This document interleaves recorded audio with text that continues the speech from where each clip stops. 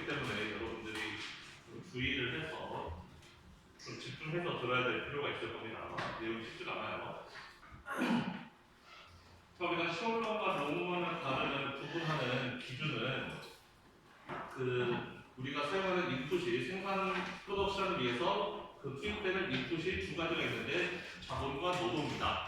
그런데 노동은 시올런과 롱런에서 둘 다 우리가 고를 수가 있지만, 즉 조절할 수가 있고 양을 조절할 수 있지만 캐피탈은 시올런에서는 양을 조절할 수 없다. 한번 정하면 단기간에는 캐피탈을 늘리거나 줄이는 게 어렵고 또 단기간에는 고정되어 있고 장기로 가야지만 캐피탈을 늘리거나 줄일 수 있다. 그 차이예요. 시올런과 롱런 단기와 장기의 차이는 결국 두 개의 인풋 중에 캐피탈이라는 인풋이 픽스드 되어 있느냐 아니면은 베리어블을 한가 변할 수 있는가, 그걸 기준으로 롱런과 시올런을 나눈다고 했습니다.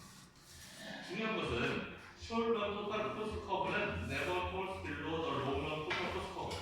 롱런 장기 코스트 커브보다 단기 코스트 커브는 더 작을 수가 없다. 그러니까 항상 더 크다가 비용이 더 많이 들어간다는 거예요. 단기에서는 비용이 더 많이 들어가, 장기보다는 무조건 비용이 더 많이 들어간다. 그건 우리가 그래프를 보지 않아도 우리가 직관적으로도 이해할 수 있는 것이 단기에서는 캐피탈을 내 마음대로 못 바꾼다는 거죠. 즉 내가 생산량을 늘리고 싶으면 자본과 노동을 늘리면 되고 생산량을 줄이고 싶으면 자본과 노동을 줄이면 돼요. 그렇게 생산량을 내가 변화시킬 수가 있는 것인데 장기에서는 노동과 자본을 같이 늘리고 자본과 노동을 같이 줄이는 게 가능하지만 단기에서는 자본을 못 바꾸기 때문에 노동만 늘리거나 노동만 줄여야 돼요. 따라서 우리가 지금 생산 함수를 배우면서 우리는 비용을 최소화할 수 있다고 했죠. 자본과 노동을 적절하게 조합함으로써 최적의 그 비용을 최소화하는 방향으로 최적의 조합을 찾을 수가 있는 건데 단기에서는 그 최적의 조합으로 가지 못하는 거예요. 내가 생산량을 늘리고 싶으면 장기 같으면 노동과 자본을 동시에 늘려서 또 다른 최적을 찾아서 생산량을 늘리면 되지만 단기에서는 자본이 고정되어 있기 때문에 그냥 단순히 노동을 늘리는 방법으로만 생산량을 늘릴 수가 있고 그렇게 되면 코스트가 더 들어갈 수밖에 없다는 거죠. 최적의 조합을 찾아갈 수가 없기 때문에 그렇다는 거예요. 그걸 그림으로 설명하는 이 그림이라고 했고 지금 현재의 균형을 여기 Y라고 쳐봅시다. Y가 지금 현재의 균형이에요. 여기서는 지금 장기에서도 단기에서도 최적의 상태라고 쳐봅시다. 지금 Y가 지금 현재의 상태인데 Y에서는 지금 Q를 20개를 생산하고 있어요. 20개 생산하고 있는데 그때 마침 그 Q 20개에 대한 아이소 컨트하고 그 Y 지점에서 아이소 코스트 커버하고 정확하게 딱 접하죠. 따라서 지금 이 Y에서 생산할 때는 노동 9개 그리고 자본 6개, 9개하고 6개 조합은 최적의 조합이라고 할 수가 있어요. 지금 Y에서 생산하는 것은 단기건 장기건 관계없이 최적의 조합이에요. 제일 좋은데 근데 만약에 여기서 내가 생산량을 늘리고 싶다. 30개로 늘리고 싶다. 생산량을 30개로 늘리려면 Q가 30인 아이소 컨트를 새로 그려봐야 되는 거죠. Q가 30인 아이소 컨트를 그려봤더니 이렇게 생겼어요. 그러면 이 빨간색 아이소 컨트 위에 있는 그 어떤 점에서도 우리는 생산을 하게 되면 Q를 30개 만들 수가 있는 겁니다.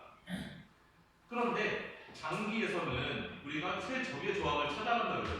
일단 장기 먼저 할게요. 단기에서는 최적의 조합을 찾아갈 수가 없고 그냥 자본은 고정된 상태에서 노동만 늘렸다 줄였다 할 수 있다고 했어요.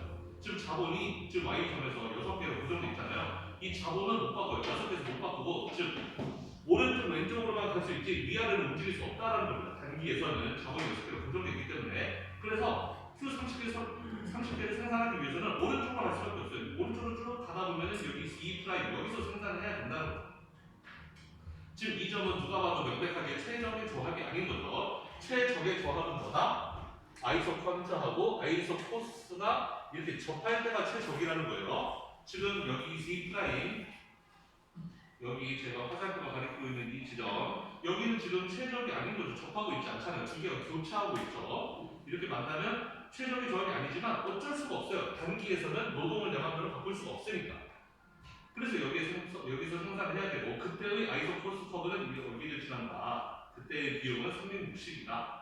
그런데 만약에 장기에서 30개를 생산한다 그러면은 장기에서는 내가 최적의 조합을 찾아볼 수가 있어요. 최적의 조합이라는 건 뭐? 아이소 코스트 30개 생산할 때 내가 아이소 코스트에 접하게 그릴 수 있으면 된다. 30개를 생산할 때 얘를 접하게 그려보면은 여기 이 점에서 여기에서 생산하면 이게 최적이라는 거죠. 딱 정확히 접하죠. 여기 제 그림처럼 여기가 바로 장기의 균형점이다. 그래서 이렇게 생산할 때 아이소포스를 보니까 포스가 300밖에 들어가지 않는다라는 거죠. 즉 단기에서는 내가 생산량을 20개에서 30개로 늘릴 때 단기에서는 비용을 360을 들여야 되지만 장기에서는 비용을 300만 들여도 된다. 그게 가능했던 이유는 단기에서는 내가 자본을 못 받고 노동만 들이다 늘려야 되는 그런 상황이기 때문에 비효율이 발생하고 그래서 비용이 더 많이 들어가는 것이고 장기에서는 내가 그 자본과 노동을 둘 다 바꿀 수가 있기 때문에 새로운 최적을 찾아서 갈 수가 있는 것이고 이 점은 최적 점이 30개를 생산하는 데 있어서 가장 비용을 절감할 수 있는 최적의 점이기 때문에 당연히 단기 아까 비효율적이었던 단기보다는 비용이 적게 된다. 그래서 이때 비용은 300이었다라는 거예요. 그래서 기업이 뭐 우리 주변에 있는 기업들도 마찬가지죠. 단기적으로 생산량을 늘려야 될 필요성이 있어요. 뭐 그런 기업들 많이 있겠죠. 장사를 잘 하고 있었는데 갑자기 뭐 뜻하지 않은 상황 때문에 수요가 갑자기 늘어난다. 생산량을 갑자기 늘려야 된다. 그럴 때 많은 기업들은 일단은 직원부터 늘리고 보는 거예요. 자본을 빨리 바꾸기가 어렵기 때문에 자본을 늘리기가 쉽지 않으니까 공장을 갑자기 한두 개 더 짓고 이런 게 그렇게 빠른 시간이 되지 않는다는 거예요. 그럼 일단 사람을 잔뜩 늘리는 거죠. 생산할 수 있는 생산 노동력을 잔뜩 늘려서 어떻게든 생산량을 맞추고 하지만 기업도 그게 비효율적인 자원 배분이라는 걸 알아요. 또 장기적으로는 이미 공장도 짓고 있고 한 거죠. 새로 공장도 더 짓고 해서 시설을 더 늘린 다음에 이제 그 노동의 일부를 자본으로 대체해서 이렇게 새로운 그 균형점으로 새로운 최적의 조합을 이렇게 찾아가서 그 효율성을 높일 수 있다, 비용을 아낄 수 있다라는 거예요. 자, 왼쪽으로 가다 마찬가지고요. 내가 20개를 생산하다가 10개로 생산량을 줄이고 싶어요. 그럼 이 새로운 아이소 폰트로 가야 되는데 근데 이때도 역시 단기에서는 장기적으로 생각하면 자본과 노동을 둘 다 줄이면 좋겠지만 지금 그럴 수 없죠. 단기에서는 자본은 고정되어 있고 노동만 줄일 수가 있어요. 그래서 Y에서 X 프라임으로 갈 수밖에 없다. 단기에서는 이 6개를 내가 줄일 수가 없으니까 그럼 X 프라임에서 생산을 해야 되고 단기에서는 그럼 지금 누가 봐도 명백하게 이 조합은 최적의 조합이 아니에요. 이 아이소 펀트하고 아이소 포스가 접하지 않아요. 교차하고 있죠. 이렇게 만나고 있죠. 자, 이 점에서 생산했을 때 포스트는 120이다. 그런데 장기가 되면은 장기에서는 내가 자본을 줄일 수가 있어요. 이제 자본과 노동을 둘 다 줄일 수 있으니까 최적의 지점을 찾아갈 수 있다. 최적의 지점 바로 이거죠. 이 아이소 펀트 상에서 아이소 포스가 접하게 지나는 바로 이 X 이 지점에서 생산하는 그게 장기에서의 균형인 것이고 거기서 생산했을 때는 효율성이 극대화 되는 거니까 비용도 100 이렇게 낮출 수가 있다. 자, 그럼 이 그래프를 바탕으로 오른쪽에 있는 코스트 커브를 그려보는 거예요. 이 그림을 바탕으로. 자, 오른쪽에 지금 토탈 코스트 커브가 단기의 숏런이에요. SR은 숏런, LR은 롱런이죠. 그래서 단기 그 비용 함수, 장기 비용 함수 두 개가 있는데 그거 어렵지 않습니다. 자, 그러면 10개 생산할 때 Q는 10개 생산할 때 단기에서는 120, 포스가 120이라고 했는데 장기에서는 100이라고 했어요. 그래서 10개 생산할 때 장기에서는 100, 단기에서는 120이라는 거죠. 그 다음에 Q는 20개 생산할 때, 20개 생산할 때 보니까 이 Y 지점이었는데 장기, 단기 관계없이 그러면은 이때의 코스는 여기 180이라고 써있네요. 그러니까 장기, 단기 둘 다 20개 생산할 때는 180. 여기 바로 두 개는 퀀터티 20개, 새로 두 개는 코스 180. 그 다음에 30개 생산할 때, 이제 30개 생산으로 넘어가는 거죠. 30개 생산할 때는 단기에서는 여기 보니까 코스가 360, 장기에서는 300이 된대요. 그래서 장기에서는 300, 단기에서는 360 이렇게 된다. 그래서 그래프가 토탈 코스 그래프를 그려보면은 무조건 단기 그래프는 장기 그래프보다 위에 있어야 된다는 거예요. 토탈 코스트는 무조건 숏런일 때 더 크거나 같아야 된다. 일반적으로 더 크다. 여기 대부분의 지점에서는 숏런이 더 위에 있죠. 근데 유일하게 딱 이 지점에서만 숏런과 롱런이 같아지는 지점이 딱 하나는 나온다. 나머지 모든 지점에서는 숏런이 더 비싸다는 거죠. 얘는 일반적으로 비효율적이니까 얘는 항상 최적의 상태에서 최적의 조합에서 생산하는 거고 얘는 대부분 최적이 아닌 지점에서 생산하지만 유일하게 딱 한 번은 최적이 맞을 수 있는 거니까 그때는 얘네들이 같아지게 된다. 오른쪽 그래프를 보면 롱런 토탈 코스트 커브는 원점에서 출발해요. 0에서 출발하죠. 그런데 숏런 커브를 보면은 0보다 위에서 출발해요. 여기에서 출발하죠. 출발 지점이 롱런은 0에서 원점에서 출발하는데 숏런은 0보다 위에서 여기서 출발한다는 거예요.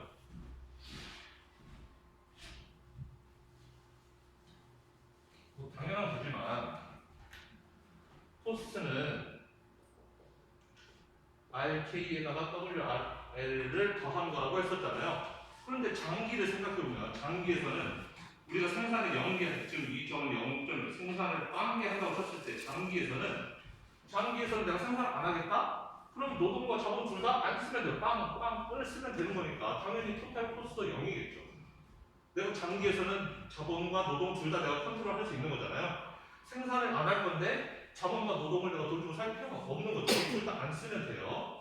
여기 롱런 익스펜전 패드를 봐도 왼쪽에 롱런 익스펜전 패드를 봐도 여기 보면은 여기를 지나죠. 즉 자본과 노동, 가로축이 노동, 세로축이 자본인데 자본과 노동을 둘 다 안 쓰는 지점이 여기 있어요.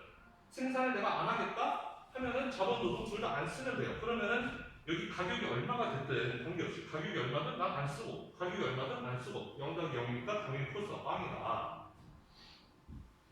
그런데 단기에서는 지금 여기에서는 단기에서 자본이 6개로 정해져 있죠. 나는 생산을 안 하고 싶어도 무조건 K를 6개를 써야 되는 거예요. 단기에서는 K 6개를 이미 해놨고 그걸 변화시킬 수 없으니까. 지금 숏런 익스펜전 패드에서는 여기 원점을 지나지 않죠. 여기서 출발하죠. 내가 생산 안 하더라도 나는 노동을 0 쓸 때도 자본을 6개 써야 된단 말이에요. 그러면은 노동에 들어가는 돈은 없겠지만 여기 들어가는 돈은 있을 거 아니에요. 가격 곱하기 노동 6개만큼, 자본 6개만큼 들어가겠죠. 그 돈이 바로 여기 출발점을 의미하는 것일 겁니다.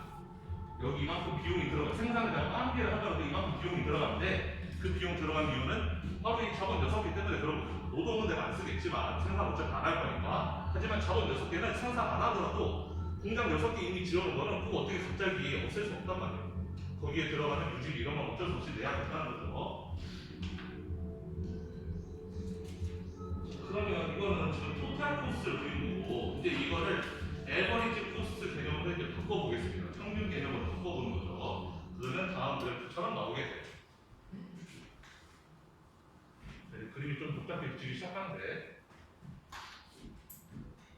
자 일단 이 파란색, 짙은 파란색으로 써있는 큰 그래프부터 보겠습니다. 큰 그래프. 그러니까 일단 여러분들이 봐야 될 그래프는 큰 그래프가 하나 있고 그 다음에 가운데 있는 이렇게 생긴 그래프가 하나 있을 거예요. 이게 롱런이고 이게 숏런일 겁니다.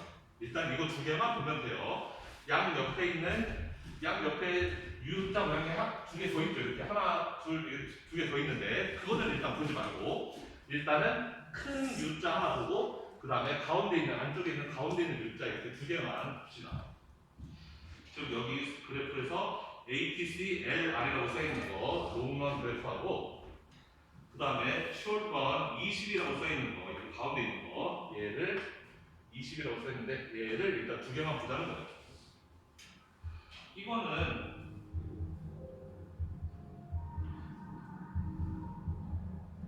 이 그래프만 봐도 우리가 그릴 수가 있어요. 지금 이 상태에서 어떻게 그리는 거냐? 일단 롱런부터 해보면은 10개 생산할 때 롱런에서 코스가 100 들죠. 에버리지 코스는 Q로 나눠주기만 하면 돼요. 그럼 10개 생산하는데 돈이 100 든다? 그러면 한 개당 10 드는 거죠. 그래서 한 개당 10. 여기 다음 페이지에 보면은 10개 생산할 때 롱런에서 여기 X 지점은 10을 의미해 10. 여기 오른쪽에 써있지 않은데 여기 10달러를 의미하는 겁니다. 그 다음에 20개 생산할 때는 180이 드네요. 돈이 20개 생산할 때 180이니까 180을 20으로 나누면 10달러죠. 20개 생산할 때는 9달러. 그래서 20개 생산할 때는 9달러 가격이 들어가는 거예요. 그 다음에 C점으로 올라가면 30개 생산할 때 여기 장기에서 300달러 들죠. 30개 생산에 300달러. 그러면 300달러를 30으로 나누니까 10달러겠죠, 평균은. 그래서 여기 C점도 여기 10달러다. 여기도 10달러. X와 Z. 여기는 지금 여기 그림에 표시되어 있지 않은데 지금 Z하고 X하고 둘 다 여기 10달러 지점을 의미하는 거예요. 10달러. 자, 그럼 장기는 그렇게 그렸어요. 장기는 여기 20개일 때 $10, 그리고 10개일 때는 여기 $10, 그리고 30개일 때도 여기 똑같이 $10 나오는 거죠. 30개일 때, 20개일 때, 10개일 때 이렇게 지금 x, y, z 세 점을 표현한 것이고, 그 다음에 이제는 이 안쪽에 있는 이거 봅시다. ATC, SR20이라고 써있는 가운데서.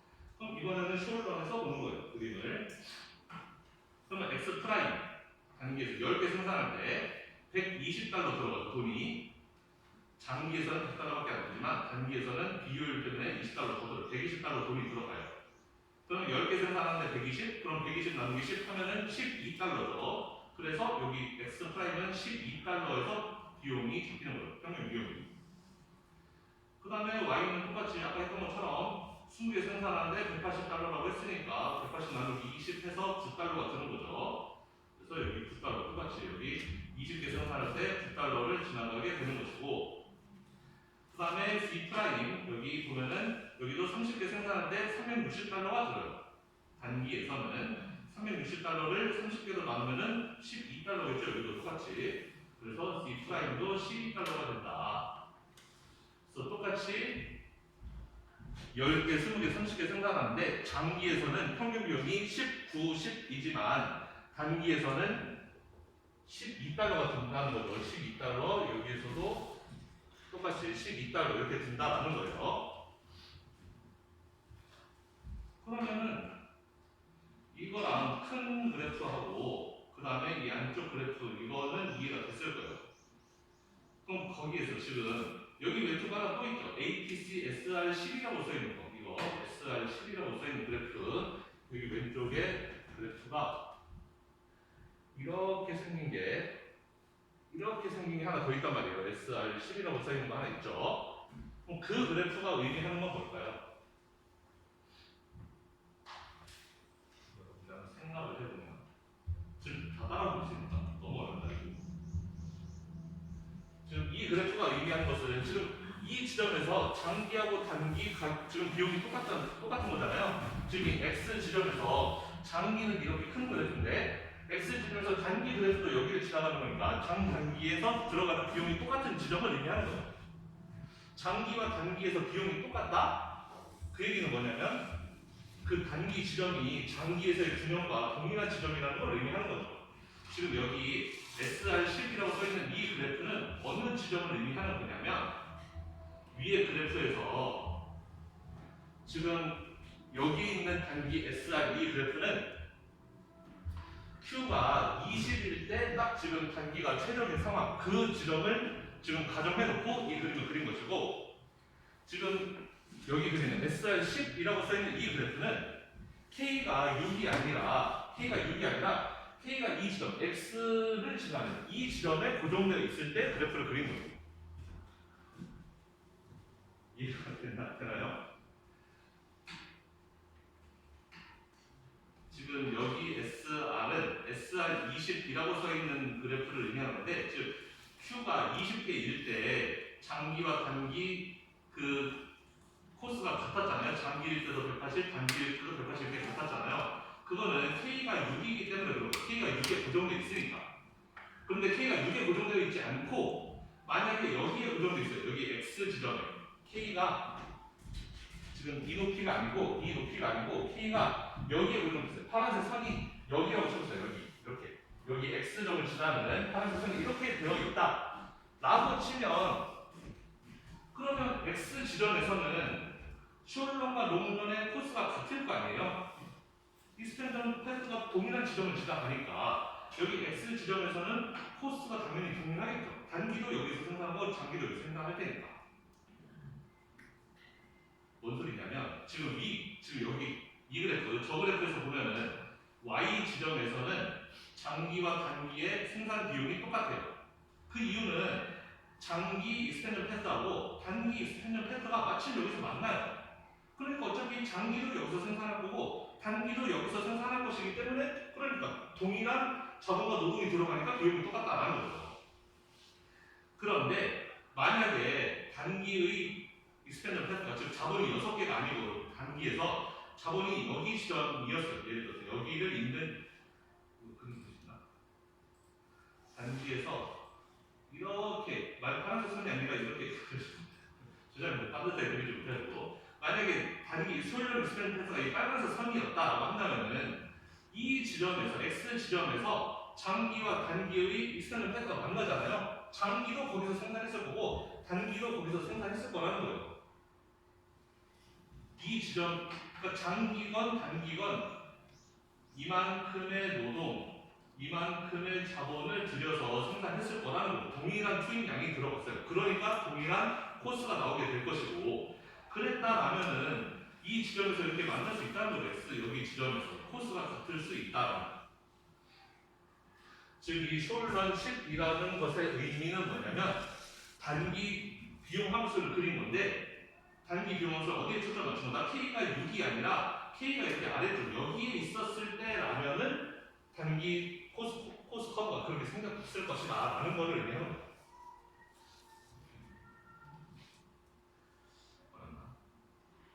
그 다음에 여기 SR30이라고 써있는 거, 이거는 여기 D에서 이렇게 두 개의 곡선이 만나죠. 그 얘기는 뭐냐면은 그 K가 여기 6에 고정되어 있는 게 아니라 K가 여기에 고정되어 있다는 걸 의미하죠. 여기 D에 고정되어 있는 경우 K가 이렇게 고정되어 있을 때는 K가 만약에 이 지점에 단기에서 이 지점에 고정되어 있었다 라면은 장기건 단기건 여기서 생산할 거 아니에요? 그럼 당연히 비용이 동일할 것이고, 그래서 그렇게 만나게 될 것이다. 롱런 코스와 숄런 코스가 이렇게 만나게, 이 지점에서 만나게 될 것이다. 즉 지금 장기는 이렇게 크게 그렸고, 장기는 어차피 하나밖에 없어요. 코스 커브가. 왜냐면 장기는 내가 L과 K의 조합을 항상 최적의 조합만 맞춰가는 거잖아요. 그러니까 장기는 하나밖에 없는데 숄런 그래프는 여러 개 그릴 수 있어요. 지금 여기처럼 한 개, 두 개, 세 개 그렸잖아요. 저기에서는 세 개 그린 건 뭐냐면은 숄런의 그래프는 여러 개 나올 수 있다. 어떻게? K가 얼마에 고정되어 있느냐에 따라서 여러 개 나올 수 있다는 거예요. K가 1일 때, K가 2일 때, K가 3일 때 매번 그래프가 다르게 나온다는 거예요. 지금 여기에서는 지금 이 부분은 가운데 있는 이 그림 SR20 얘는 K가 6일 때를 그림을 그린 거예요. 그럼 SR10 얘는 뭐냐? K가 얼마일 때 그림을 그린 거냐? K가 6보다 낮은 여기 지점일 때 그림을 그리고, 그 다음에 SR30 얘는 언제 그린 거냐? K가 여기 위에 있을 때, K가 여기 위에 있을 때, K가 여기 있을 때 그린 게 SR30, K가 6일 때 그린 게 SR20, K가 여 지점에 있을 때 그린 게 SR10이다. 그 얘기를 하는 겁니다. 자, 그래서 K가 지금은 K가 K를 3개만 가정해 놓고 이렇게 숄런 그래프를 그렸지만 K를 우리는 매번 다 다르게 바꿔볼 수가 있는 거죠. K가 뭐 3일 때, 4일 때, 5일 때, 3일 때, 4일 때, 5일 때, 6일 때, 7일 때, 8일 때 다 해볼 수가 있는 거잖아요. 그럼 그래프를, 숄런 그래프는 여러 개가 그려질 수가 있는 거예요. 내가 K를 몇에다가 고정시켜 놓느냐에 따라서. 그런데 K가 몇이든 관계없이 무조건 숄런 ATC 커브는 엔빌럽 안에 들어가야 된다. 롱런 코스 커브가 이렇게 감싸는 형태로 되어야 한다는 거예요.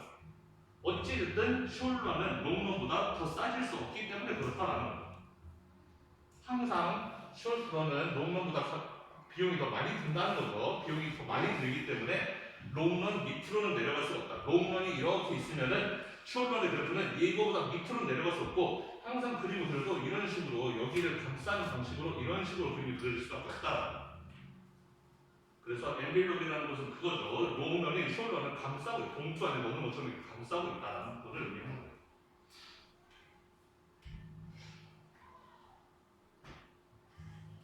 집에 가서 한 번 더 잘 생각해보면 이해가 될 겁니다. 지금 이해가 안 될 수 있는데.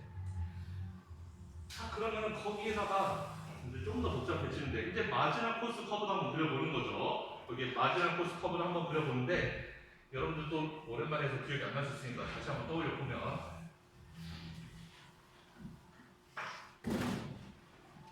일단 우리가 이거는 배웠었어요. ATC 커브가 있을 때, 에버리지 코스트 커브가 있을 때, 에버리지 코스트의 미니멈을 항상 지난다. 마지막 코스트는 항상 여기 에버리지 코스트의 미니멈 지점을 지난다. 이런 거는 예전에 우리가 배웠었습니다. 여기 나와 있죠. 여기 미니멈 오브 APC를 MC 커브가 이렇게 지나간다. 이거 배웠었어요.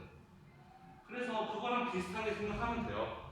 롱런도 롱런의 커브가 이렇게 롱런 에버리지 토탈 코스가 이렇게 있으면은 롱런 마지막 코스는 여기 미니멈을 여기를 이렇게 지나가면은 이게 마지막 코스 커브가 된다라는 거예요.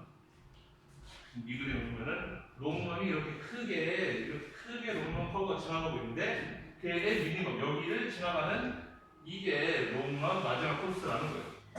이 빨간색 선이.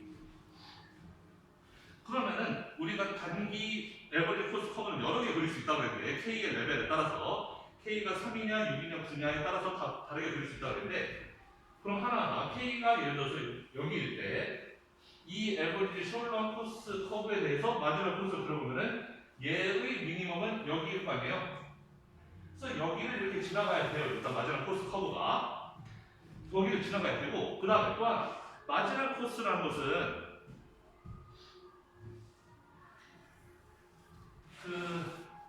그러니까 이 지점에서 생산량이 동일할 거 아니에요. 여기에서는 에버리지 코스와 그 롱 코스가 같기 때문에 이 지점에서는 둘 다 마지막 코스가 동일할 거란 말이에요. 생산량이 동일하기 때문에.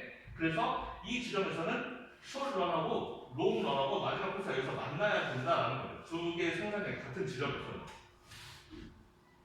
똑같이 숏런 20일 때, SR 20일 때도 그려보면은 숏런의 그래프가 이렇게 생겼는데 그럼 미니멈일 때 여기가 미니멈이고 이렇게 지나는 거죠. 이렇게 생겼고 그 다음에 SR 30일 때도 이렇게 그려보면은 미니멈일 때는 여기가 미니멈 같은데 여기를 지나지만 이 어디인가 여기서 생산 같이 하죠. 이 지점에서 롱런이건 숏런이건 생산량이 같은데 그렇다면은 그 지점에서의 마지막 코스도 같아야 된다. 숏런과 롱런에서 만나야 된다. 그래서 롱런 마지막 코스는 이렇게 플랫하고 숏런 마지막 코스는 K 레벨이 어디 있냐에 따라서 이런 식으로 그려질 수가 있다. 지금은 잘 이해가 안 될 수도 있는데 집에 가서 한 번 더 생각해보면 이해가 될 수도 있어요.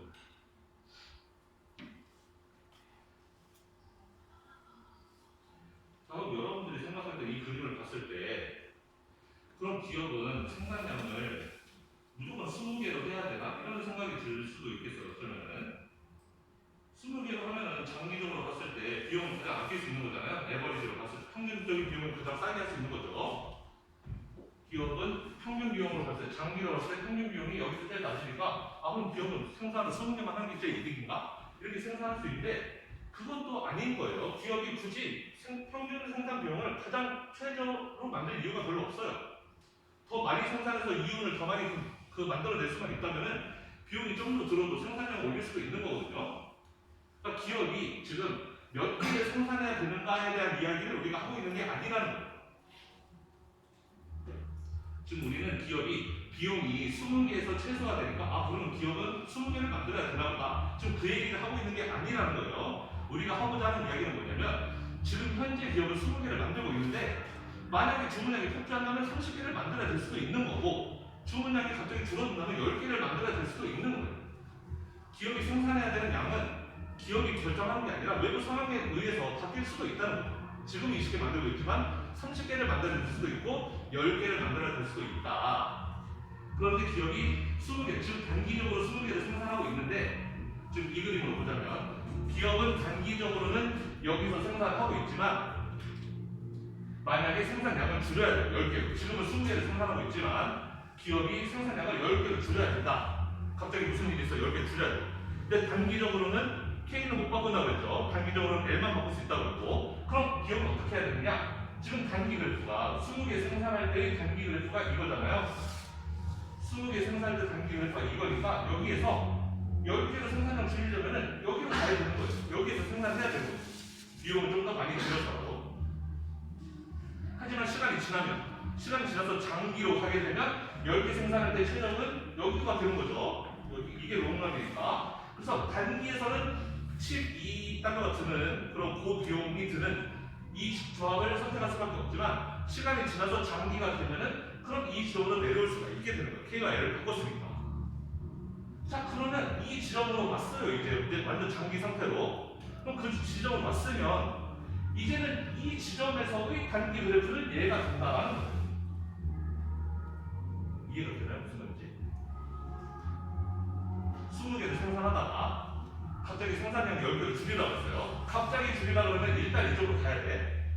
그런데 시간이 지나면 이제 장기적으로 K와 L을 어디서 할 수 있는 거잖아요. 바꿔갈 수가 있는 거죠. 바꿔가면 이쪽으로 와요. 그럼 이제 이쪽으로 왔으면 K도 바뀐 거잖아요. 예전에는 K에 따라서 K가 6개였으니까 이런 셜록 그랬었지만 이제는 여기에서 여기로 갔다가 여기로 이동했어요. 그럼 이제 여기에 정착을 했으면 이제는 K가 이미 낮아진 상태란 말이에요. 최적의 상태로 낮아진 거죠. 그러면은 지금 여기서 생산하고 있는 동안에는 이 셜록 그래프는 아무 의미가 없는 거예요. 20개 생산하고 있지 않잖아요. 우리는 10개를 생산하고 있는 거잖아요. 지금 최적의 상태로. 그러니까 이 지점에서의 셜록 그래프가 바로 이거다. 여기 10개라고 써있는 이유는 장기적으로 10개 생산에 안착했을 때 그때 적용되는 셜록 그래프는 이거다라는 거예요. 그래서 이렇게 장기적으로 10개 정착했어요. 지금 여기에 정착했는데 예를 들어서 다시 생산량을 20개 늘려라. 그렇다면 생산량 갑자기 20개 늘려야 된다면 그럼 일단 단기에서는 이거 따라갈 수밖에 없는 거죠. 이거 따라가서 아마 한 여기쯤에서 생산할 거예요.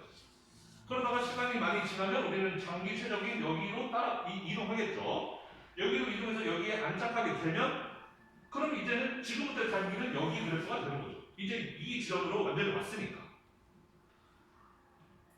이해가 됩니까? 그래서 얘네들이 갖는 의미가 있는 거예요. 얘네들과 얘네들. 근데 이건 뭐냐면은 여기에서 완전히 정착했을 때 그때의 셜록 그래프가 이거다라는 의미를 이야기합니다. 뇌절이긴 한데 집에 가서 한 번 더 생각해보면 이해가 될 거다. 지금은 좀 이해가 안 될 수도 있는데 너무 많이 한가지고 넘어가도록 하겠습니다. 너도 노래 좀 해줘. 자, 그러면 이번에는 제가 예전에 설명하다가 잘못 설명했던 한 부분이 있었는데 이코노미스 오브 스케일 할 때 제가 실수를 했었죠. 우리가 앞에 리스폰스 투 스케일이라는 걸 배웠는데 그게 뭐였냐면은 생산 투입량을 2배로 늘렸을 때 생산량이 2배 이상이 되는가 2배 미만이 되는가 그거를 리스폰스 투 스케일이라고 했고 제가 그때 그걸 헷갈려가지고 이코노미스 오브 스케일이랑 같은 거라고 이야기했었는데 제가 좀 멍청했고 제가 미리미리 예습을 안 해가지고 미시험을 공부한 지가 너무 오래돼서 헷갈렸었어요. 그 두 개의 개념을 우리 책에서 보니까 두 개의 개념이 명백하게 다른데 헷갈렸었어요. 이제 여기서 이코노미스 오브 스케일이 나와요. 자, 롱런 ATC 커브가 그 펌이 그로우하면서 펌이 그로우하는 건 생산량을 늘리면서 라는 의미가 것 같아요. 생산량을 늘릴 때 ATC 커브가 어떻게 바뀌느냐. 이거는 프로덕션 프로세스의 이코노미스와 관련이 되어 있다. 즉 이코노미스 오브 스케일에 관련이 되어 있다라는 이야기이고 얘는 리턴스 스케일과 비슷하지만 저는 이걸 똑같다고 했었는데 헷갈렸던 거죠. 비슷하지만 좀 다르다. 리턴스 스케일은 프로덕션에 초점이 맞춰져 있지만 이 이코노미스 인 더 프로덕션 프로세스는 코스트에 포커스되어 있다. 라는 거죠. 그게 다르다라는 거죠. 일단 이거 밑에 있는 거 먼저 설명해 보면 이코노미스 오브 스케일이라고 써 있으면 뭐냐면 이게 이제 규모의 경제 여기 말하는 규모의 경제라고 하는 것은 코스트가 생산량보다 느리게 상승하는 것을 이코노미스 오브 스케일이라고 불러요. 쉽게 말하면 생산량을 2배로 늘릴 때 비용은 2배보다 적게 드는 것을 의미하는 거예요.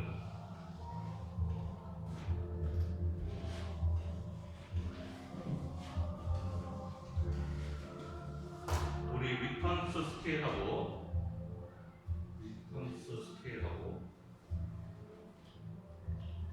여기 써있는 이코노미스 인 더 프로덕션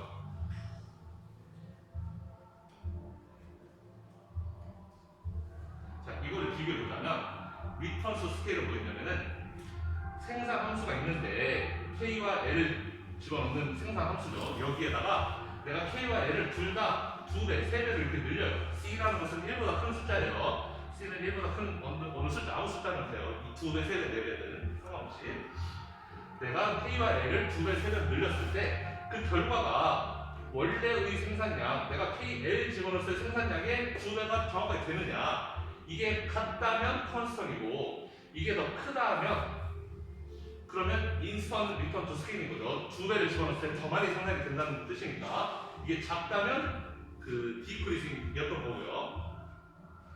그렇다면은 여기서 말하는 이코노미스 오브 스케일을 의미하는 이거는 내가 Q개를 생산하는 데 있어서 들어가는 비용이 있잖아요. 내가 몇 개를 생산할 때 들어가는 비용, 아까 같으면 또 10개를 생산하는 데 비용이 뭐 120이 들고 그런 거, Q개를 생산하는 데 들어가는 비용이 있는데 내가 Q의 양을 2배로 늘린다라면은 그럴 때 전체 비용이 내가 원래 Q개 생산했을 비용의 2배만큼 되느냐 그거를 의미하는 거예요. 내가 만약에 10개를 생산했을 때 그럼 Q가 10개라고 한다면은 C가 2예요. 예를 들어서 2라고 한다면은 내가 20개 생산할 때의 비용하고 10개 생산할 때 비용의 2배하고 누가 더 큰지를 보자는 거죠. 그래서 20개 생산할 때 들어가는 비용이 10개씩 2번 생산하는 것보다 더 크다 라고 한다면 우리는 디스이코노미스 오브 스케일이라고 부르는 거예요. 내가 2배로 늘렸더니 생산 비용이 더 많이 드는 거죠. 이게 반대가 된다면, 이게 작다라고 된다면 그때 우리는 이코노미스 오브 스케일이라고 부른다라는 거예요.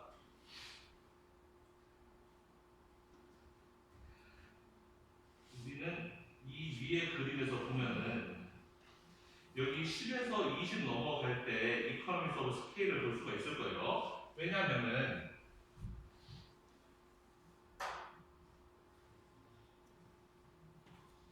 2 곱하기 10이죠. 2 곱하기 10 이렇게 써오면은 우리 10개 생산할 때는 장기로 봤을 때 10개 생산할 때는 100이 들어간다고 했고 이게 100이었고 그 다음에 20개 생산할 때는 180이었잖아요. 이 값은 180이었죠. 그럼 10개에서 20개로 넘어가는 동안에는 규모의 경제가 작용했다라는 거예요. 왜냐면은 20개 생산할 때 100돈 180 들었는데 10개 생산할 때 든 돈 100이고 거기에 2배 하면 200이라는 거잖아요. 즉 10개에서 20개로 늘릴 때 평균 비용을 아낄 수 있다는 걸 의미하는 거예요. 평균적으로 여기서는 10개 생산할 때 돈이 110 들어가는데 여기서는 어떻게 보면 20개 생산할 때 180 든 거니까 10개 생산할 때 90만 들었다는 뜻이 드는 거잖아요. 그래서 더 많이 생산할 때 비용을 아꼈다라는 이코노미스 오브 스케일을 의미하는 거다. 그래서 비용이 더 천천히 증가하면 생산량 늘리는 거에 비해서 비용이 더 늦은 속도로 증가하면 이코노미스 오브 스케일 같은 속도면은 컨스턴이고 디스이코노미스 오브 스케일이라고 하면은 반대죠. 비용이 더 빠르게 증가하는 거죠. 내가 생산량을 2배로 늘렸더니 비용은 막 5배로 커져버리는 이러면 디스이코노미스 스케일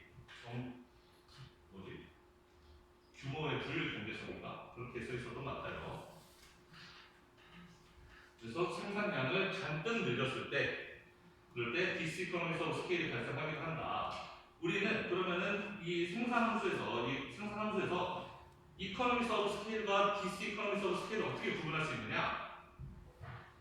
ATC 커브가 감소하면 이코노미스 오브 스케일이고 ATC 커브가 증가하면 디스이코노미스 오브 스케일이 되는 거예요. ATC라는 건 평균 비용이야. 한 개 생산할 때 들어간 평균 비용. 평균 비용이 감소하죠. 지금 0개에서 20개 오는 동안에는 평균 비용이 점점 감소하고 있어요. 이 감소하는 구간에서는 이코노미스 오브 스케일이 있는 거예요. 20개까지는 생산량을 늘리면 늘릴수록 평균 비용이 감소해요. 규모의 경제가 작용한다는 거예요. 근데 20개 이상부터는 ATC가 올라가죠. 그럼 여기서부터는 규모의 경제의 반대, 규모의 불경제성, 디스이코노미스 오브 스케일이 작용한다. 생산량을 늘리면 늘릴수록 평균 비용이 더 많이 들어간다라는 거예요. 그래서 이게 규모의 경제성을 의미하는 것이고, 뭐 아주 중요한 내용은 아니지만 여기 써 있는 거 보면은 이거 보면은 리턴스 스케일은 인풋들이 커먼 팩터에 의해서 바뀔 때의 프로덕션 체인지를 보는 건데 이코노미스 오브 스케일은 그 커먼 팩터 룰이 적용되지 않는다고 써 있습니다. 이 말이 무슨 말이냐면은 자, 리턴스 스케일은 뭐냐면은 예를 들어서 내가 K에 10개, L에 10개를 지금 투입하고 있는데 그거를 각각 2배씩 늘려보자. 뭐 이런 식으로 하는 거잖아요. K, L을 내가 몇 개씩 투입했을 때 그거를 각각 2배씩 늘리면은 생산량이 어떻게 바뀌는가 이거를 보는 건데 그러니까 지금 여기에서는 K와 L을 딱 고정해 놓고 그거를 각각 K와 L을 동일하게 몇 배씩 늘릴 거냐를 이야기하고 있는 거죠. 그런데 economics in the production 이거는 내가 Q를 늘리는 거잖아요. 내가 10개 생산해서 20개 생산으로 바꾸는 거죠. 그러면은 Q를 10개에서 20개로 바꿀 건데 아까 내가 Q 10개 만들 때 예를 들어서 K가 5개 들어갔었다. K와 L이 5개 들어갔다면은 Q를 내가 20개 만들 때 K와 L은 반드시 10 이럴 필요는 없는 거잖아요. 왜냐면 10개 만들 때의 최적의 KL 조합이 있을 것이고 20개 만들 때 최적의 KL 조합이 있을 것인데 그 최적의 조합이라는 게 반드시 5, 5의 2배인 10, 10 이럴 필요는 없는 거잖아요. 이게 아니라 15, 5일 수도 있는 거죠. 최적의 조합이. 즉 리퍼런스 스케일은 그런 거 생각하지 않고 무조건 KL이 정해져 있다면 거기에 2배씩만 한 거예요. 3배씩, 4배씩 이렇게. 근데 여기에서는 K와 L의 조합에다가 2배, 3배 이거를 이야기하고 있지는 않다라는 겁니다. Q를 늘릴 때 K와 L의 조합이 새롭게 바뀔 수도 있다라는 거예요. 그래서 커먼 팩터만큼 바뀌는 커먼 팩터라는 건 그걸 의미하는 거죠. 여기는 생산량이 바로 이 2배, 이거가 커먼 팩터인데 여기는 투입 양의 2배씩 했다라는 가정이 들어가지 않는다라는 거예요. K와 L의 Q를 2배로 늘렸다 해서 K와 L도 똑같이 2배씩 늘리냐? 그게 아닐 수도 있다라는 거예요. 최적의 조합은 달라질 수도 있는 거니까 그 얘기를 하는 거였습니다. 일반적으로는 롱런 에이티스 커브가 U 쉐입을 가진 경우가 많대요. 그러니까 이렇게 생긴 경우가 많다는 거죠. 롱런 에이티스 커브가 이렇게 처음에는 규모의 경제가 있다가 나중에는 규모의 줄 경제로 간다. 그런 경우가 많다라는 겁니다.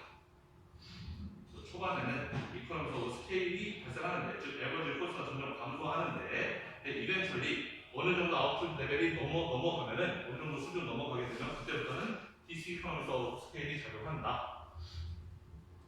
즉 규모의 경제가 처음에는 당연히 규모의 경제가 작용하겠죠. 생산량이 얼마 없을 때는 어쨌든 내가 아무리 조금 생산하더라도 일정량의 노동과 자본이 필요할 거예요. 내가 생산량 아무리 조금 해도 공장 한 개는 조금 필요할 수도 있고, 그래서 생산량을 조금씩 늘리다 보면은 그 자원들의 효율성이 더 높아져서 규모의 경제가 있을 수가 있는데, 근데 생산량이 어느 단계 이상을 넘어가게 되면 여러분 생각해봐요. 내가 생산을 내가 예를 들어서 식당 운영하다 치면은 식당 안에 처음에 종업원이 2명만 필요할 때 생산량이 많지 않을 때 식당이 소규모라서 종업원을 2명만 고용한다 치면은 내가 일 제일 잘하는 그 종업원을 2명 고용해서 쓰겠죠. 그런데 나중에 식당의 규모가 커져가지고 이제 종업원을 한 200명 써야 돼. 그러면은 처음에 2명 뽑을 때는 제일 일 잘하는 사람 2명 뽑았겠지만 그 다음에 200명 뽑을 때는 아무래도 순서가 2명 쓸 때는 일 제일 잘하는 사람 1등 일 잘하는 사람, 2등 일 잘하는 사람 썼을 것이고 한 명 더 뽑을 때마다 3등 일 잘하는 사람, 4등 일 잘하는 사람 그렇게 될 거 아니에요. 점점. 그럼 사람을 많이 뽑다 보면 나중에 뽑힌 사람들은 일하는 그런 스킬이 앞에 있었던 사람들보다 훨씬 순위에서 밀릴 가능성이 높겠죠. 내가 소수의 노동력만 뽑겠다. 그러면 최정예로 뽑을 수가 있지만 사람을 많이 뽑아야 된다. 그러면 최정예로 구성할 수 없게 됩니다. 그래서 생산량이 많아지게 되면은 나중에는 노동이라든지 이런 거에 비효율이 발생할 수도 있는 거죠. 그래서 Q가 아주 많아질 때 디스 이코노미스 스케일이 발생할 수도 있다라는 것이고, 그 다음에 또 하나의 개념을 여기서 설명하고 있는데 이코노미스 오브 스코프이라는 걸 하고 있어요. 이건 범위의 경제라고 이렇게 써있는데 이거는 뭐냐면 그렇게 중요한 개념은 아닌데 simultaneous production of multiple products 할 때, 즉 우리는 지금까지는 한 개의 프로덕트만 이야기했어요. 어떤 제품을 생산하는 하나의 제품만 이야기하고 있었는데 여기서는 multiple product이니까 지금 두 개 이상의 제품을 생산할 때 그거를 simultaneous 동시에 생산을 한다. 두 개의 제품을 동시에 생산했을 때 그때의 비용이 comes at a lower cost, 더 비용이 더 싸다 하면 뭐에 비해서? Then if a firm made each product separately, then added up the cost. 그래서 각각을 따로따로 생산한 다음에 each product을 separately 따로따로 생산한 다음에 그 비용을 합쳤을 때보다 비용이 더 싸다 하면 그렇다면 우리는 범위의 경제가 있다고 이야기한다. 말이 헷갈릴 수가 있는데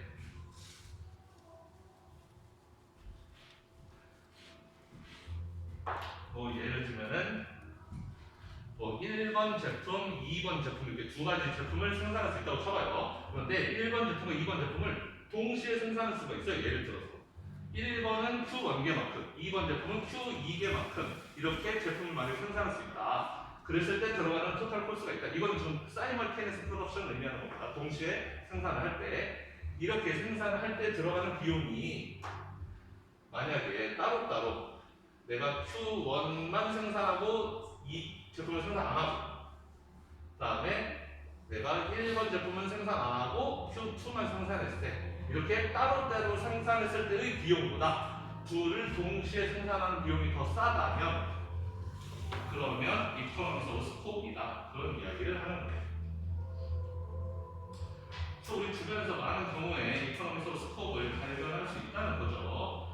예를 들면은 인풋이나 혹은 프로덕션 프로세스가 플렉서블한 경우에, 유연한 경우에 그럴 수 있다는 거고, 밑에 예를 보면 오일 리파이너리 같은 경우에 우리가 원유를 생산해서 원유를 원유 증류 해가지고 다양한 기름들이 나오죠. 원유를 뽑아내면 휘발유도 나오고 경유도 나오고 증류도 나오고 하잖아요. 그런 many different petroleum products가 나오게 되는데 원유를 정제하게 되면은 그렇다면 원유 회사는 석유, 휘발유, 등유 이런 거를 동시에 장사하는 게 낫지. 우리 회사는 석유, 우리 회사는 경유만, 우리 회사는 휘발유만 이렇게 하는 건 별 의미가 없다. 그러니까 우리 주유소 가보면 주유소에서 휘발유도 팔고 등유도 팔고 경유도 팔고 다 팔잖아요. 휘발유만 파는 그런 주유소는 찾기가 어렵죠. 왜냐? 어차피 원유를 뽑으면 원유에서 일정 비율로 경유, 휘발유, 등유 이런 것들이 다 일정 비율로 나오게 돼 있거든요. 그럼 동시에 생산하는 게 낫지 그거를 따로따로 우리 회사는 이거에만 집중 이렇게 하는 거는 별 의미가 없다. 그리고 엑스퍼티스 같은 것도 트랜스레이터블 할 수가 있다. 다양한 제품을 생산하는 데 있어서 예를 들면 생명보험이나 자동차 보험이나 그게 그걸 수도 있는데 굳이 회사가 두 개 따로따로 있을 필요가 있느냐. 생명보험 전문가는 자동차 보험 전문가랑 별 차이 없을 텐데 둘 다 같은 보험인데 굳이 삼성 화재, 삼성 생명 이렇게 회사가 따로따로 있을 필요 없다는 거죠. 범위 경제라는 걸 생각하면 두 회사를 하나로 합치는 게 오히려 이득일 수도 있는데 우리나라 삼성은 그렇게 하고 있지 않다. 이 책에서는 그런 보험회사 같은 경우는 굳이 그렇게 생명보험 회사와 자동차 보험 회사를 나눌 이유가 별로 없다. 그 둘을 합치는 게 범위의 문제를 살리는 것이다. 이렇게 이야기를 하고 있습니다.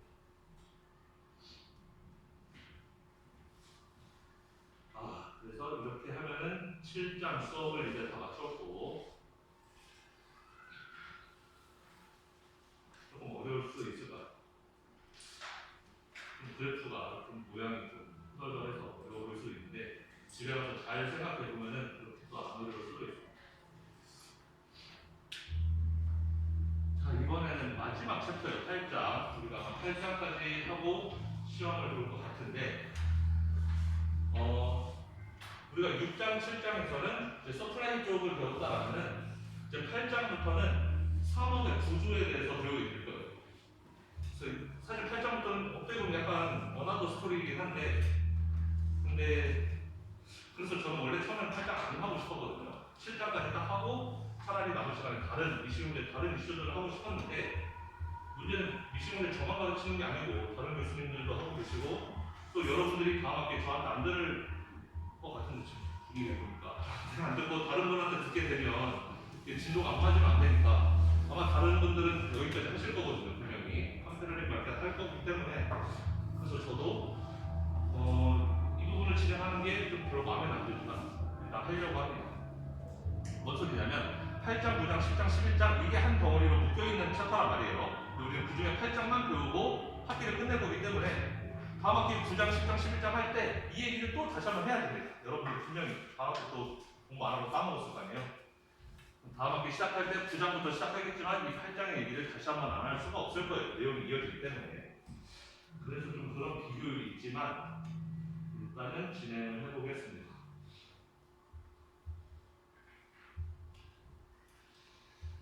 자, 그러면 우리는 마켓 스트럭처라는 거에 대해서 배우는 거예요. 8장부터 시작해서 이제 산업 구조, 시장의 구조라는 거에 대해서 배우는데 여러 번 들어봤을 겁니다. 경쟁 시장, 독점 시장, 과점 시장 이런 거 들어봤을 거예요. 그 얘기를 하는 거예요.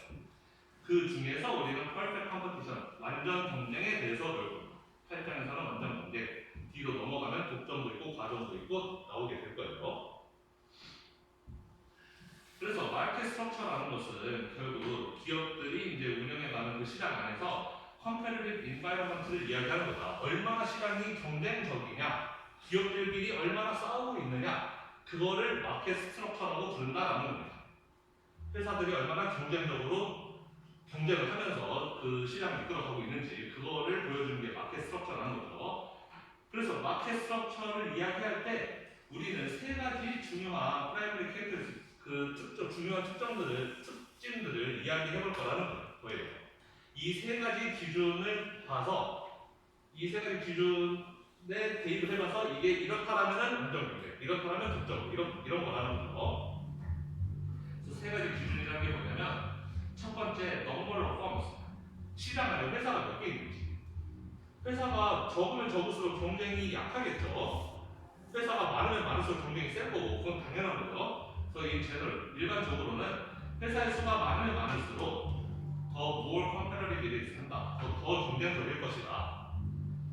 그건 당연한 것이고 그 다음에 whether the consumer cares which company made the good, 어떤 회사가 물건을 만들었는지를 컨슈머들이 따지느냐가 이 시장의 경쟁을 설명하는 데 중요한 요인이다. 예를 들면은 저 같은 경우는 좀 입맛이 둔해서 예를 들어 소주 같은 거 저는 차이를 못 느끼겠어요. 그럼 소주 만드는 회사 많잖아요. 뭐 참이슬, 무슨 참소주, 무슨 많이 있죠. 소주 만드는 진로 막 이런 거. 소주 만드는 회사들이 많이 있는데 저 같은 사람은 컨슈머가 케어하지 않아요. 위치 컴퍼니가 그 무슨 만들었는지 나는 안 가진 사람이, 나는 참이슬이든 참소주든 어차피 눈 감고 먹으면 모르기 때문에 동일한 제품이다 라고 생각한다면 그럴 때가 더 경쟁적일까요? 그럴 때가 더 경쟁적이지 않을까요?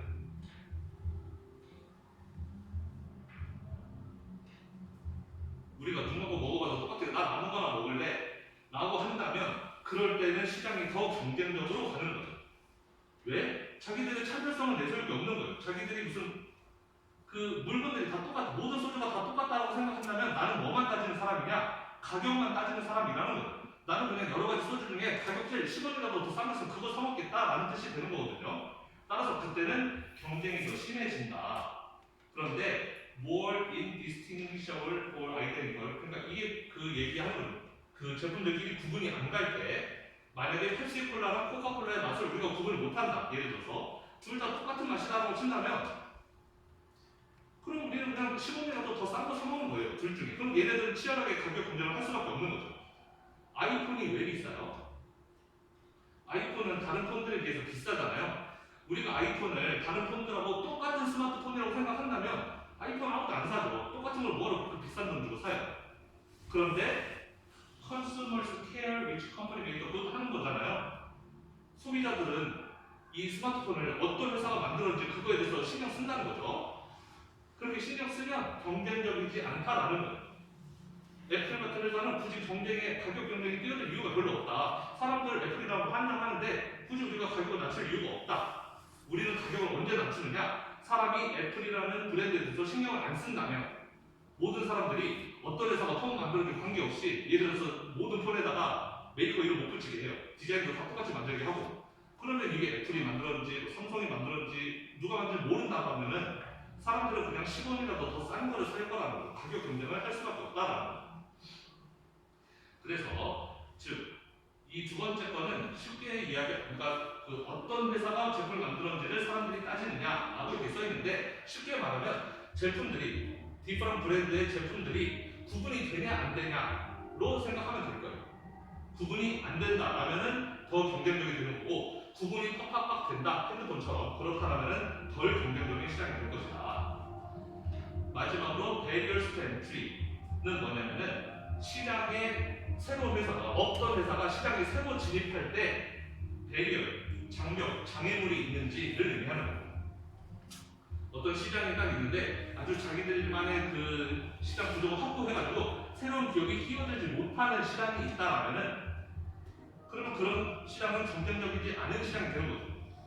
누구든지 새로 끼어들 수 있는 시장이라면 그런 시장이 더 경쟁적이겠죠. 그래서 배리어가 많다면 그거는 경쟁적이지 않은 시장.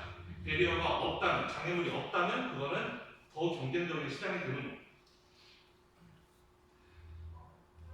그래서 우리가 배우게 될 시장의 종류를 크게 보면 4가지 정도로 나눠볼 수가 있는데, 우리가 8장에서는 퍼펙트 컴퍼티션, 완전 경쟁이라는 걸 배우고, 그리고 뒤로 넘어가면 9장, 10장에 무슨 내용인지 아직 몰라요. 예습을 안 했기 때문에. 뒤에 적은지 잘 모르지만 이 3가지도 배울 겁니다. 모노폴리스틱 컴퍼티션, 독점적 경쟁이라고 부르는데 이런 시장도 있고, 그 다음에 올리고폴리, 얘는 과정이라고 생각하면 될 거예요. 몇 개의 회사가 경쟁하는 시장. 그 다음에 모노폴리는 독점이죠. 한 개의 회사만 딱 존재하는 시장. 자, 그럼 넘버 오브 펌스를 본다면 시장에 존재하는 회사의 수를 본다면 퍼펙트 컴퍼티션과 모노폴리스틱 컴퍼티션은 일단 회사의 수가 많은 거죠. 회사의 수가 상당히 많은 경우에 완전 경쟁 또는 독점적 경쟁을 의미하는 것이고, 올리고폴리는 과점이라고 했죠. 2-3개의 회사가 싸우는 경우. 이때는 회사가 작다, 몇 개 안 된다. 1개는 아니지만 2-3개다. 모노폴리는 1개. 그 다음에 타입스 오브 프로덕트 홀드, 얘는 그러니까 제품들이 다양한 회사에서 만든 제품들이 구분이 되느냐 안 되느냐를 봤을 때 퍼펙트 컴퍼티션과 여러분들이 나중에 모노폴리스틱 컴퍼티션을 나중에 배울 텐데 이 둘을 구분하는 게 바로 이거예요. 퍼펙트 컴퍼티션에서는 모든 회사가 똑같은 제품을 만든다. 브랜드 이름도 다 띄고 완전히 동일한 제품을 만든다라는 게 완전 경쟁인 것이고, 모노폴리스틱 컴퍼티션이라는 건 나중에 배우겠지만 회사들이 비슷하게 생긴 걸 만들긴 하지만 서로 다른 걸 만드는 거예요. 마치 애플과 삼성처럼, 아이폰과 갤럭시처럼 우리가 같다고 생각하지 않잖아요. 아이폰과 갤럭시를. 이렇게 다른 제품을 만드는 경우에 근데 경쟁이 있다면 우리는 독점적 경쟁이라고 부른다. 그 다음에 올리고폴리는 같은 제품이어도 상관없고 다른 제품이어도 상관없고, 그 다음에 모노폴리는 어차피 회사가 하나이기 때문에 따지는 게 의미가 없다. 회사가 여러 개일 때 같냐 다르냐를 따지는 건데, 모노폴리는 어차피 회사가 한 개니까 그 회사가 유니크한 거를 하나 만들겠죠. 그 다음에 베리어스 엔트리, 그 시장 진입이 얼마나 쉬운지 어려운지. 퍼펙트 컴퍼티션, 모노폴리스틱 컴퍼티션은 배리어가 아예 없다. 즉 얼마든지 새로운 기업들이 시장에 진입할 수가 있다. 그렇기 때문에 더 경쟁적이라는 것이고, 올리고폴리는 그 장애물이 약간은 있다. 모노폴리는 그 장벽이 매우 세다라는 겁니다. 그래서 이거 보면 알겠지만 오른쪽으로 가면 갈수록 경쟁이 약해지는 걸 의미하는 거고, 왼쪽으로 가면 갈수록 경쟁이 심해지는 것을 의미하는 거예요. 우리는 가장 경쟁이 심하다고 할 수 있는 퍼펙트 컴퍼티션에 대해서 8장에서 배울 겁니다.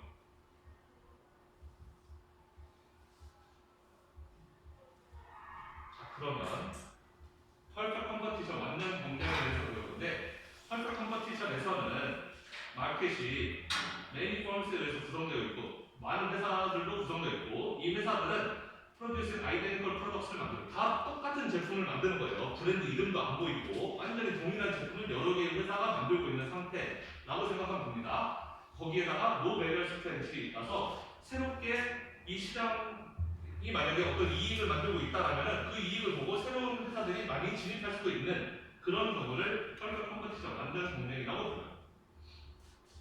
그런데 방금 전에 했던 이 3가지 과정, 회사가 많고 모든 회사들이 다 동일한 제품을 만들고 있고, 그 다음에 그 시장에서 어떤 이익을 보고 있다면 새로운 회사들이 들어와서 이익을 공유할 수 있는 새로운 시장 진입이 충분히 가능한 그런 조건들, 그런 과정들을 다 하게 되면 결론은 뭐가 나오느냐? Firms are price takers가 된다. 이거 정말 중요한 겁니다. Firms are price takers. 이 완전 경쟁에서 여러분들이 한 3년 정도 지나면 미식경제 다 까먹겠죠. 다 까먹을 수 있지만 이거는 절대 까먹으면 안 돼요. 완전 경쟁에서는 Firms are price takers예요. 뭐냐면 기업이 가격을 받아들여야 돼요. 완전 경쟁에서는 기업이 내 맘대로 가격을 설정할 수 없다라는 거죠. 프라이스를 테이크해야 된다. 받아들여야 된다라는 거죠. 기업이 내가 가격 얼마에 살지, 내가 제품 생산했으니까 이거 얼마에 팔아야지가 아니고, 기업은 내가 열심히 제품을 생산했으면 가격이 이미 나와 있어요. 그 가격에 나를 내가 팔아야 되는 거. 그게 완전 경쟁이다라는 거예요. 완전 경쟁이 아닌 시장에서는 기업들이 프라이스 테이커가 아닐 수도 있어요. 그렇기 때문에 이게 매우 중요한 특성이라는 거예요. 완전 경쟁 시장을 규정짓는 가장 중요한 특성 하나 고르라고 하면 이거예요. 포럼스와 프라이스 테이커였다는 거. 이거를 절대 까먹으면 안 됩니다. 자, individual firm은 unable to influence market price예요. 시장 가격에 인플루언스 할 수가 없어요. 시장에 회사들이 매우 많잖아요. 완전 경쟁은 회사들이 매우 많고 다들 동일한 제품을 생산하고 있어요. 예를 들면 내가 어떤 제품을 생산을 팔고 있는데 똑같은 제품을 우리 옆집 아저씨도 팔고 있어. 그러면은 내가 똑같은 제품 옆집 아저씨랑 같이 팔고 있는데 옆집 아저씨가 그 제품을 1,000원에 팔고 있는데 내가 우리 집 제품을 똑같은 제품인데 내가 1,500원에 내가 팔 수가 없는 거죠. 100원만 비싸도 사람들이 다 옆집으로 갈 텐데 똑같은 제품을 팔고 있는 거니까 누가 나한테 오겠어요? 그럼 결국에는 나는 시장 가격에 영향을 줄 수가 없다. 아, 나는 이거 되게 어렵게 생산했으니까 옆집보다 가격 더 받아야 돼. 이렇게 할 수가 없다는 거예요. 만들어진 결과물이 동일하기 때문에 만드는 과정에서 비용이 얼마나 많이 들었건 관계없이 만들어진 결과물이 동일하다면 사람들은 10원이라도 더 싼 데 갈 것이다. 그래서 by altering the quantity produced, 내가 생산량을 몇 개로, 내가 생산을 많이 하든 적게 하든 관계없이 나는 시장의 가격에는 영향을 줄 수 없다라는 거예요. 시장 안에는 회사들이 무수히 많고 걔네들 사이에서 형성된 가격이라는 게 마켓 프라이스라는 형성된 가격이 있는데 내가 뭐 잘났다고 나 혼자 조그만 회사가 내 맘대로 나는 좀 비싸게 받겠습니다 이렇게 할 수가 없다라는 거죠. 물론 내가 애플이라서 내가 아이폰 만드는 나는 다른 회사들이랑 달라 차별화를 얘기할 수 있다면 비싸게 받을 수 있지만 우리는 펄펙트 컴퍼티션에서는 차별화라는 게 없어요. 모든 펌들은 다 아이덴티컬 프로덕트를 만드는 거기 때문에 나는 차별화할 수 없고 따라서 시장에서 정해진 가격을 받아들일 수밖에 없다. 자, 마켓 서플라이는 라이벌리 렐러티브 투 펌 서플라이로서인데 시장의 공급은 개별 회사들의 공급과 깊이 관련되어 있다고 하는데 이거는 나중에 한번 자세하게 이야기하겠습니다. 자, 클래식 이그젬플 예로 들면 뭐 스몰 파머들이 생산하는 커머디티 크롭 같은 거라는 거죠. 작은 그러니까 이건 미국의 경우를 얘기하는 것 같은데 미국에 그런 농사 지으시는 분들이 많은데 옥수수 농사하는 사람들이 많이 있을 텐데 그 사람들 개별적으로 옥수수 농사 열심히 짓지만 그 사람들이 내다 팔 때는 어차피 정해진 시장 가격에 팔게 될 거다라는 거예요. 그런데 for most goods and services 그 대부분의 경우에는 이 조건이 그렇게 딱 잘 맞아지지는 않는다. 그러니까 위에서 말했던 그 세 가지 조건들 모든 회사가 동일한 제품을 생산하고 회사가 많고 그다음에 배리어스 엔트리가 없는 그런 과정을 다 완벽하게 지켜지는 그런 시장은 잘 존재하지 않는다. 당장 우리가 봐도 브랜드 이름 안 찍혀 있는 제품이라는 거 그렇게 보기 쉽지 않잖아요. 브랜드 이름만 찍혀 있어도 삼성하고 LG하고 똑같은 에어컨 만들어도 브랜드 삼성 막혀 있는 거랑 LG 막혀 있는 거랑 가격 다를 수 있는 거잖아요. 실제로는 그런 완벽한 조건에 부합하는 시장을 찾을 수 없을지도 모르지만 그렇지만 그래도 우리가 퍼펙트 컴피티션에 집중해야 되는 이유는 실제로 PC 마켓이 퍼펙트 컴피티션 마켓이 그렇게 많지 않지만 그래도 대부분의 시장들은 대부분의 시장 그 퍼펙트 컴피티션에 매우 가까운 근접한 시장들은 많이 있다라는 거예요. 완벽한 퍼펙트 컴피티션은 없지만 퍼펙트 컴피티션은 근접한 시장 아까 말했던 소주 시장 아니면 뭐 생수 같은 거 내가 삼단소가 확실하게 구분할 수 있으면 삼단소 필요가 사먹을 수 있는데 많은 사람들은 어차피 물만 다 똑같은 거 아니야? 그러면 나 10원이라도 더 싼 거 사지. 그러니까 거의 비슷하게 PC 퍼펙트 컴피티션과 비슷하게 가는 시장들도 많이 존재한다는 것이고 그 다음에 더 중요한 것은 퍼펙트 컴피티션이라는 게 일종의 벤치마크가 될 수 있다. 그래서 다른 시장 퍼펙트 컴피티션이 우리가 미시경제학에서 배우는 가장 효율적인 시장이에요. 아주 결론적으로 이야기하면 가장 효율적인 시장인데 그렇다면 퍼펙트 컴피티션이 아닌 시장들은 뭔가 비효율이 존재한다는 거죠. 그래서 다른 시장들의 효율성을 측정하는 데 있어서 퍼펙트 컴피티션이 최고의 벤치마크가 된다. 완전 경쟁에 비하면 얘의 효율성은 몇 %인가 이런 식으로 우리가 매저해볼 수가 있기 때문에 퍼펙트 컴피티션에 대해서 공부하는 것이 실제로 완벽하게 이 모든 조건에 부합하는 시장이 없을지라도 이거에 대해서 이론적으로 배우는 게 중요하다라는 거예요. 그래서 이거를 왼쪽은 시장이에요. 오른쪽은 회사고 이 시장, 마켓이라는 시장이라는 것은 많은 회사들이 모여서 형성되는 게 시장인 거죠. 지금 개수를 보면 quantity of x를 보면은 millions of dozen스예요. 계란 한 상자, 계란을 몇백 상자씩 파는 거죠. 시장 전체로 치면은. 하지만 오른쪽으로 넘어오면은 회사 한 개. 이 작은 회사는 팔 수 있는 계란의 수가 그냥 dozen스예요. 몇 개, 한 박스, 두 박스 이런 식으로 판단하는 거죠. 뭔 소리냐? 시장에서는 마켓의 디맨드도 있고 마켓의 서프라이도 있어요. 분명히 시장에서는 시장의 공급도 가격이 비싸지면 비쌀수록 더 많이 공급하고 싶고 수요도 가격이 싸지면 싸질수록 더 많이 사고 싶은 그런 수요 곡선과 공급 곡선이 있는데 그렇게 해서 시장에서 시장의 공급과 수요에 의해서 가격이 결정되면 시장에서 2.25달러라는 가격이 결정되면 개별 회사의 입장에서는 그냥 이게 디맨드라는 거야. 2.25달러. 내가 2.26달러 받으면 아무도 나한테는 오지 않는다. 어차피 다른 내 옆집 아저씨가 2.25에 팔고 있는데 내가 뭐라고 2.27, 2.28 이런 더 비싼 가격에 팔겠어요. 아무도 안 사겠죠 나한테. 그래서 시장에서는 수요가 이렇게 생겼고 공급이 이렇게 생겼지만 그리고 이 공급이라는 것은 나중에 배우겠지만 이런 개별 회사들 공급 곡선을 다 합친 거예요. 어쨌든 나중에 확인하고 수요와 공급이 만나는 이 지점에서 가격이 형성되면 개별 기업의 입장에서는 그냥 이 가격을 네가 받아들여라가 되는 거예요. 그래서 이게 수요 곡선이 된다는 거예요. 개별 기업 입장에서는 얘가 수요 곡선, 공급은 나의 공급 곡선이 있는 거죠. 나중에 배우겠지만 공급 곡선이 있어서 그럼 거기에만 수요와 공급이 만나는 지점에서 생산을 한다든지 이제 그런 게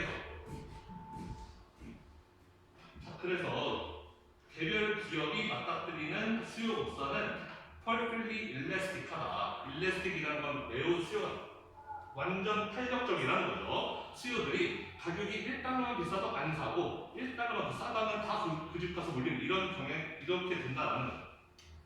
그래서 개별 기업이 맞닥뜨리는 수요 곡선은 이렇게 평평하다. 완전 탄력적이다. 오늘 수업은 여기까지만 하고 다음 시간에 또 이어서 하도록 하겠습니다.